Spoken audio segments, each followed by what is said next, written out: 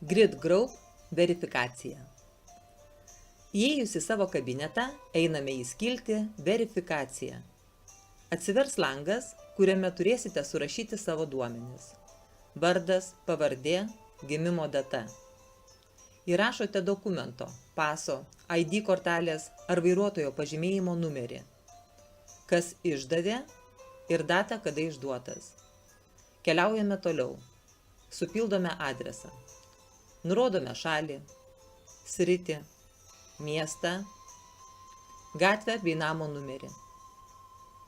Pasirenkame ir įkeliame dokumentus. Taip pat ir sąskaitą už komunalinės paslaugas patvirtinančią gyvenamąją vietą. Dokumentai turi būti geros kokybės, nurodytų formatų ir nedidesni nei 2 megabitai. Įkėlus dokumentus spaudžiame toliau.